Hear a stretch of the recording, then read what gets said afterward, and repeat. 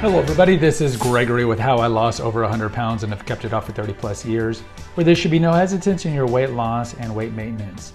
Today we're going to talk about 4 ways to make sure your kids don't end up with disordered eating habits. Now before we begin, if you need help with weight loss, contact me through the Clarity FM link found here in the episode notes. Also check out my website, Naturopathic Earth, which has hundreds of articles and recipes, my 2 books that I've written on weight loss, and if you appreciate my content, there is a link for PayPal. Now, we know the importance of ending the intergenerational trauma. If you are overweight, it's likely not because you have a glandular disorder, which is something that a lot of people use as an excuse. It's because you have a disordered relationship with food. I mean, let's be honest. I've used this example many times. You put food in front of a 4-year-old, you can leave it out. I mean, I'm not even going to use the 4-year-old example. I'll use birds. Okay, I have 2 canaries. I used to have 3, 1 died. I have 2 canaries.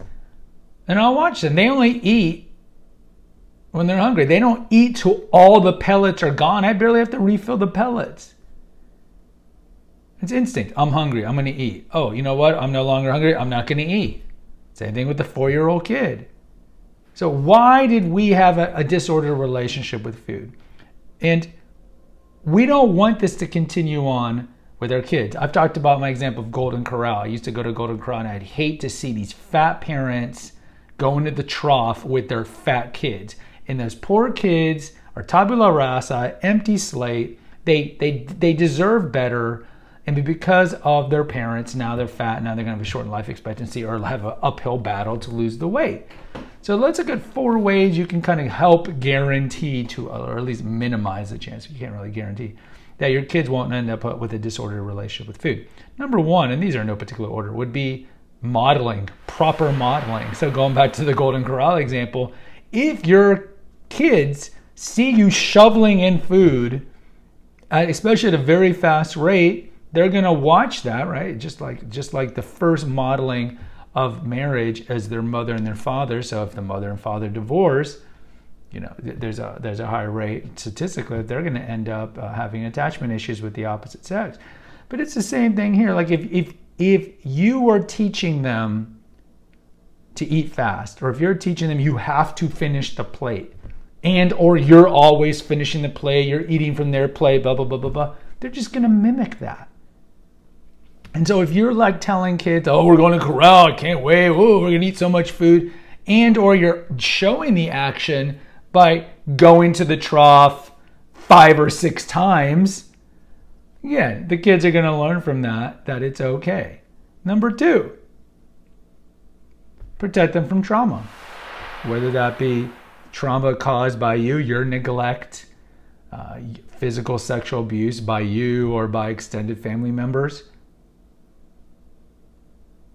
Whether it be they unfortunately saw their brother or sister die in some horrific car accident, you know, whatever it is, some sort of early childhood trauma, ECT, prevent that, because that trauma needs to be let out. It needs to be released. And when you are dealing with that stuff, you're going to turn to other things to transiently and temporarily numb the pain. So you see people will do cutting, self-mutilating, to get away from the pain up here so they can feel this pain. You'll see people pull out their hair, trichotillophagia, trichotillomania, onychophagia, nail biting. A lot of those, I think it was TLC had that show, My Strange Addiction. You know, people eat bricks and paper clips. Again, it's all early childhood trauma. You're not born doing that. It's not normal. But it's a coping mechanism because you're dealing with underlying trauma. So like, for example, for me, it was just easier for me to turn to food because food was readily available. Alcohol, albeit alcohol was readily available in my house as well, but food was just easier, so I numbed the pain of my neglect. So if you can minimize the trauma that's occurring to your kids, and you can try to give them just the most normal upbringing, and that includes trying to keep an intact family that gets along, minimizes your chances of later on turning to food as one of their outlets instead of alcohol, sex, or one of the many ones. Number 3 is communicate their feelings. Teach them to communicate their feelings. And I would kind of throw this with the 4th one too, is tell them the purpose of food. So you can tell them, we only eat when we're hungry. We don't eat when we're bored, We don't eat when we're angry. We don't eat when we're sad. Food is there to nourish the body, and that's it. And you can teach this to them age appropriate all through childhood and to remind them. And if you see that your child is overindulging in food, and you can kind of tell maybe they're getting bullied at school, or maybe they're outcasts, or maybe they have some social anxiety, or whatever it is, you just remind them, son, daughter, you can't eat your emotions away, or later with booze or drugs. You can't fill in the blank your emotions away by doing this. All you're doing is adding another monkey on your back.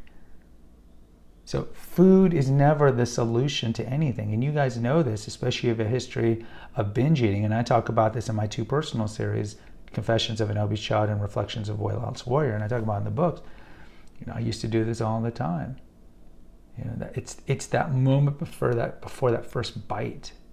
It's all that anticipation, all that pent up, and then that first bite feels so good. But like with drugs and like everything, then every subsequent one is just the law of diminishing returns, and at the end you just feel horrendous, and then you have the self-loathing and the shame and all this, and therefore you're more likely to indulge in it again.